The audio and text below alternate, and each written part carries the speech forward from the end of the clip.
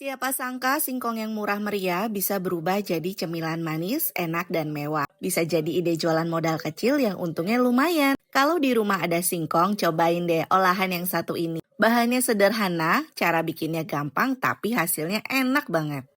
Pertama, kita bikin karamelnya. Masukkan gula pasir ke dalam wajan anti lengket. Lalu masak dengan api kecil sampai gula larut dan berubah warna menjadi coklat keemasan. Nah, kalau udah seperti ini nggak usah diaduk, tinggal kita goyangkan aja wajannya. Masak semuanya sampai mencair. Ini sudah mencair, matikan.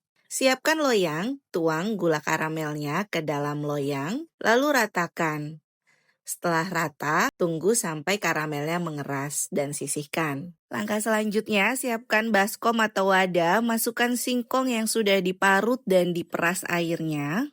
Tambahkan gula pasir, vanili, dan telur yang udah dikocok lepas, sama tepung tapioka. Setelah itu, ini kita aduk rata sampai semuanya itu tercampur. Sudah tercampur, tuangkan santan. Setelah itu, aduk rata kembali. Nah, ini sudah tercampur rata, tambahkan susu bubuk 1 saset aja. Kemudian aduk semuanya sampai tercampur rata. Setelah itu, tambahkan margarin atau mentega juga boleh yang sudah dicairkan. Aduk semuanya sampai tercampur rata. Kemudian bagi 2 adonan ya, karena kita mau bikin 2 warna. Karamelnya sudah mengeras, ambil adonan singkong yang warna putih, tuang ke dalam loyang. Setelah itu diratakan semuanya. Untuk bagian setengahnya lagi, ini aku mau rasa coklat, campurkan coklat bubuk. Setelah itu aduk rata. Agar warna coklatnya makin keluar, di sini aku tambahkan pasta coklat secukupnya aja. Kemudian kita aduk rata kembali, setelah itu sisihkan.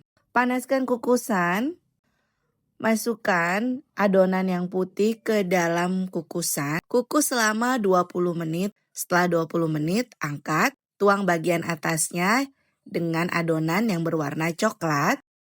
Kemudian diratakan.